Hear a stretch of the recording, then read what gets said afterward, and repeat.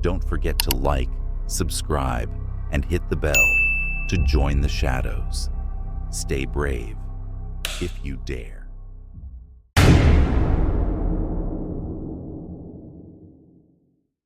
Liam had spent years training for this. Cave diving was his passion, his obsession, but today was different. He and his team had received permission to explore an uncharted underwater cave system deep in the Yucatan Peninsula, one that local legends warned was cursed. As they descended into the abyss, the walls of the cave closed in like skeletal fingers, the water turning from sapphire to an inky black. The deeper they went, the colder it became, until even the rhythmic sound of their breathing seemed muffled by the oppressive silence. Then, the first sign of trouble, Liam's dive partner Sarah tapped his arm and pointed toward the silt-covered cavern floor. A human skull stared back at them, half buried in the sediment. Their third teammate Eric shined his flashlight around, revealing more bones scattered throughout the chamber. A chill ran down Liam's spine. They had researched this place extensively. There were no known reports of lost divers here. Who did these bones belong to? Sarah signaled for them to continue. They pushed forward into a narrow tunnel, their oxygen ticking away with each second. Liam felt his heartbeat quicken as the passage grew tighter, his tank scraping against jagged rock. Then, disaster. Eric's frantic hand signals caught their attention. His leg was tangled in an unseen fishing line. He was trapped. Liam swam to help, but as he reached for the line, a force yanked Eric backward. It wasn't the line, it was something else, something unseen. Panic surged through them as Eric thrashed violently. Bubbles exploded from his regulator as he tried to scream, his eyes wide with terror. And then he was gone, pulled into the darkness beyond the tunnel's edge. The water stilled, and only his flashlight remained, spinning slowly in the black void. Sarah grabbed Liam's arm, signaling retreat. They turned, fighting against the growing sense of dread, but the tunnel they had come through was gone. In its place was a wall of rock. Liam's mind raced. No cave-in, no seismic shift. Just gone. A low vibration rumbled through the cavern, like a deep guttural growl. The bones on the floor trembled. Then, the darkness moved. A shape emerged, vast and amorphous, its form shifting as though it were part of the water itself. Tendrils extended from its inky mass, writhing, reaching. Sarah screamed into her regulator, her body jerking backward as one of the tendrils latched onto her. Liam watched in horror as she dissolved before his eyes, her body breaking apart like ink dispersing in water. Liam kicked frantically, lungs burning, his only thought survival. He followed the faint glimmer of Eric's abandoned flashlight, praying it would lead him to another exit. The vibrations grew stronger. The thing was following. His vision blurred as his oxygen depleted, but then, light. A passageway. With the last of his strength, he propelled himself forward, bursting through the water surface and gasping for air. He had escaped, or so he thought. As Liam dragged himself onto the shore, coughing and shaking, he noticed something was wrong. His hands trembled, but they weren't his hands. They were pale, skeletal, bones wrapped in translucent flesh. He looked down at his reflection in the water and screamed. He had escaped the cave, but he had left something behind. His soul.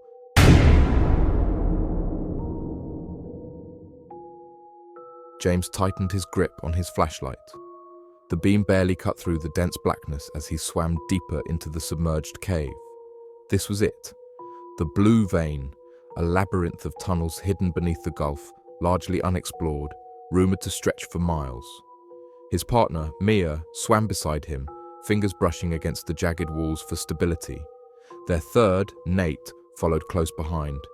They had planned for this dive meticulously.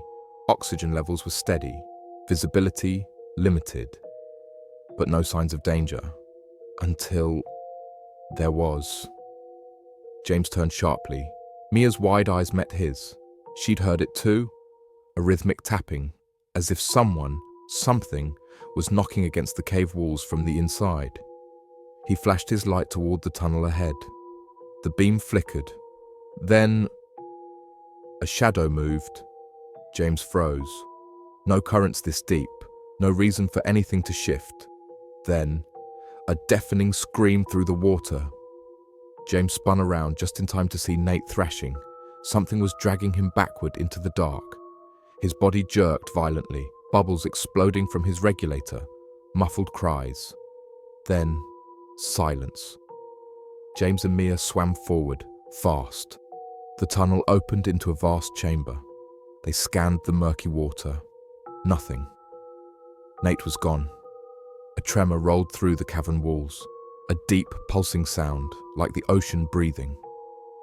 James grabbed Mia's arm, signaling retreat. But then, his light flickered again. And there, a face, or what used to be a face, pale, twisted, mouth frozen in a silent scream. It hovered in the water, inches from Mia. Mia's body jerked as if struck by an unseen force. Her eyes rolled back, her limbs stiffened. The face vanished, but Mia remained, frozen, suspended. Her lips curled into a smile that wasn't hers. James let out a silent scream and kicked away. He didn't look back. He swam, hard, fast. His lungs burned, his vision blurred. There, the tunnel, the way out. Light shimmered ahead, growing brighter, closer. He reached. A hand clamped around his ankle. James kicked, twisted, thrashed. Something held him back, something cold, something strong. Then, everything stopped. James blinked. He was standing, dry, on a dock. The sun was shining. Seagulls cried overhead. The ocean stretched endlessly before him. Had he blacked out? A hand clapped his shoulder. "Hey," a familiar voice said. James turned. It was Nate, alive, smiling, dry. "Let's get ready for the dive," Nate said, adjusting his gear. "Blue Vein's waiting." James's stomach turned. He looked down at himself. His wetsuit was dry. His oxygen tank, full. Mia was by the boat, tightening her mask. It was as if the dive had never happened. James staggered backward. This wasn't real. It couldn't be. Then, Mia looked up at him, and her lips curled into that same unnatural smile, the one that wasn't hers. Then, silence.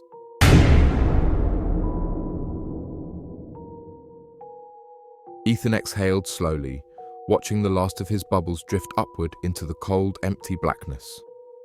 He and his dive partner, Sam, had trained for months to reach this place, the Devil's Maw. A sinkhole rumored to be bottomless, untouched, and untouched for a reason. No diver had ever returned from it. The walls of the cavern twisted like the ribs of some massive fossilized beast, curling inward as the tunnel narrowed. Their flashlights cut thin beams into the dark, illuminating nothing but more emptiness. Ethan checked his gauge, 65% oxygen left. Plenty of time. He signaled to Sam, who gave a thumbs up in return. Then, a noise. A low, distant hum vibrating through the water. A sound that shouldn't exist at this depth. Ethan turned, shining his light behind them. Nothing. But when he looked back at Sam was staring past him, wide-eyed. Ethan spun around just as a hand, pale, webbed, not human, darted back into the darkness. His blood turned to ice. They weren't alone. Sam gestured frantically toward the surface. Abort the dive. Now Ethan nodded, but as they turned, the cavern shifted. The walls were closer. The path they had entered from, gone. No exit. The hum grew louder. The water trembled around them. Then a face emerged from the blackness. Not a diver, not human. Eyes too large, mouth stretched too wide, skin rippling as if the water itself had given it form. Ethan kicked backward as more of them appeared. Not swimming, drifting, watching. Sam grabbed his arm. "We have to move." "But where?" Ethan's pulse thundered in his ears. His light flickered, then died. In the pitch dark, something cold brushed his leg. Something long, slender, gripping. Sam let out a muffled scream. Bubbles surged upward as he was yanked into the abyss. Ethan spun, kicking wildly, but there was no Sam. Only silence. His oxygen gauge blinked, 42%. He had to get out. Now, a dim glow flickered ahead. A way out? He swam toward it, heart pounding. The light grew stronger, pulling him in. Almost there. Then, a hand clamped onto his wrist. Not human. The glow wasn't an exit. It was an eye. A massive, unblinking eye staring through him, seeing everything, knowing everything. A voice, not spoken but felt, rippled through his mind. "You are home." Ethan's last scream never reached the surface.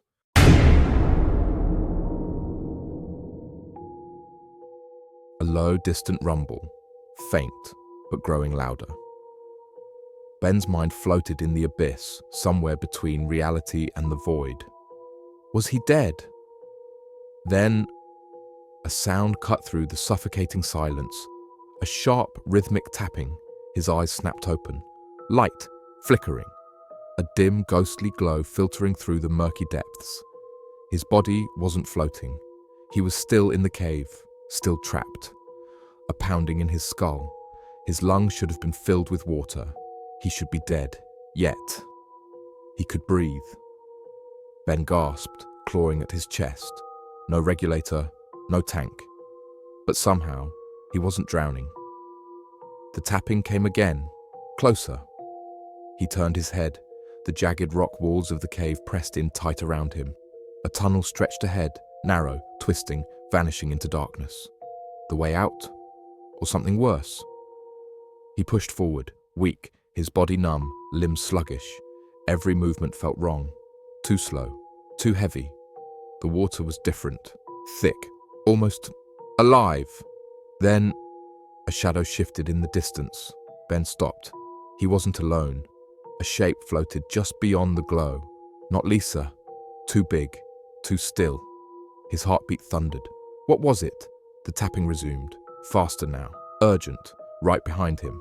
He twisted around. A hand shot from the dark. Not human. Too long. Too thin. Webbed fingers. Ben recoiled, kicking frantically. His body moved too slow. Something gripped his ankle. Cold. Rough. Strong. He thrashed, twisting. A silent scream caught in his throat.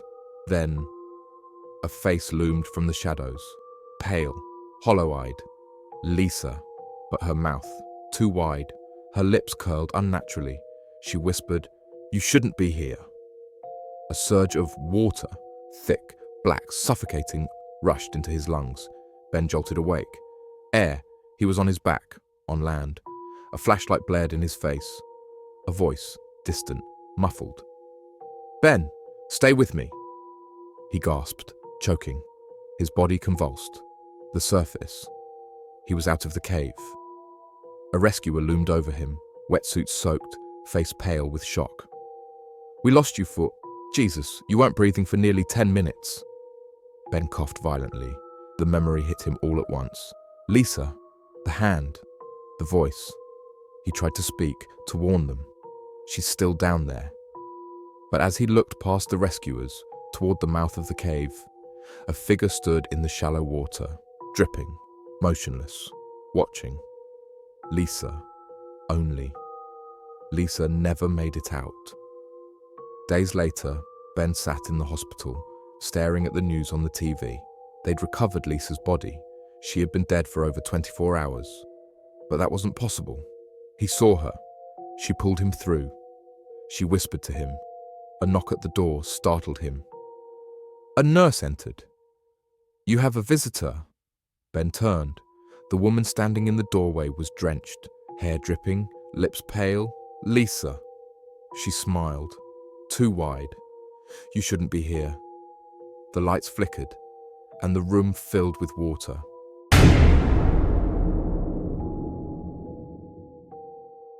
It was supposed to be a routine dive, just another uncharted cave system in the Yucatan, legendary among explorers. Mara, Jax, and I had mapped dozens of caverns, but this one was different. The locals had warned us about Cenote del Silencio, the Well of Silence. They spoke of divers who never resurfaced, of whispers in the dark that didn't belong to the living. We laughed it off. Science, after all, doesn't bow to superstition. We slipped into the water at dawn, the surface a shimmering plate of glass. Below, darkness swallowed us whole. Our headlamps carved shaky tunnels of light, revealing walls pocked with ancient fossils, shells, bones, the hollow stare of a human skull embedded in stone. The silence was wrong.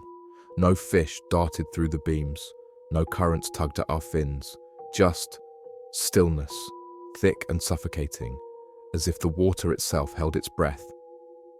Mara's voice crackled over the comms, strained. "Did you hear that?" A faint metallic clink echoed through the water, like chains dragging over rock. Jax laughed nervously. "Just the cave settling." "Keep moving. The main chamber's ahead." The tunnel narrowed, jagged limestone teeth grazing our tanks. We squeezed through a crevice, and there they were. Handprints. Dozens of them. Crimson palm strokes smeared across the walls, crude and frenzied. Archaeologists would have called them Mayan ritual marks. Centuries old. But these looked fresh, as if someone or something had painted them. Yesterday. Then the water shuddered. A guttural screech tore through the darkness, a sound like metal being rent apart. Mara's light swung wildly, illuminating a fissure in the cave floor. Something pale and sinewy slithered out of it, vanishing before we could focus. "Go back! Go back!" Mara screamed, but Jax shoved forward, always forward, his stubbornness as sharp as the rocks around us.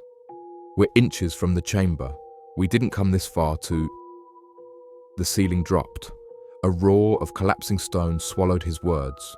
Rock rained down, my mask cracked, and Mara's scream choked into a gurgle as the tunnel collapsed behind us, sealing us in. Silence. Then Jax's voice trembling. "Mara!" "Mara!" No answer. The debris had buried her. Our lights flickered, revealing the truth. We were trapped, 300 feet underground, with half our air. And the cave, it was changing. The walls seemed closer, the tunnels rearranging like a living maze. "We need to find another way out," I said, my voice steadier than I felt. Jax nodded, but his eyes darted to the shadows. The beams of our headlamps trembled as we swam, the water thickening with silt. One by one, the lights began to die. First Jax's, then mine faltered, dimming to a sickly amber. Shadows pooled like oil, and that's when we saw it. Movement. Pale. Skeletal. Fingers longer than a man's arm, drifting like seaweed. They brushed Jax's leg. He jerked away, kicking wildly. "Get it off! Get it!" The thing lunged. A tangle of bone-white limbs erupted from the dark, wrapping around his torso. His regulator tore free, bubbles screaming upward as he was dragged into the black. I swam, blind, panic burning through my air. The cave shifted again, walls grinding, roots we'd memorized now gone. Behind me, whispers rose. Not through the comms, but in my head. Voices overlapping, ancient and hungry. Shapes darted at the edges of my beam. Humanoid, but wrong. Joints bending backward, mouths split too wide. Then Mara's voice, clear as day. "Take my tank!" I froze. There she was, floating ahead, her mask shattered, but alive. Her hand outstretched, offering her oxygen. "Mara! How? Take it!" she sobbed. "I'll hold them off." I reached for her tank. Her fingers were ice. She didn't finish. They swarmed her. A dozen of those things, their bodies slick and jointless, teeth like shattered glass. Her final scream dissolved into bubbles, and I fled, her tank clutched to my chest. The cave spat me into a chamber, air pockets glistening above. I breached the surface, gasping, my flashlight barely alive. The walls here pulsed, veined with bioluminescent algae that throbbed like a heartbeat. And above me, hundreds of handprints, fresh, dripping. I'm out of air now, writing this in the glow of a dying flashlight. They're coming. I see their eyes in the cracks, reflecting like cats. But the worst part, the handprints. They're mine, all mine. And I don't remember making them. Wait, the water's rising. Something's pulling me under. No. My hands. Why are my hands red?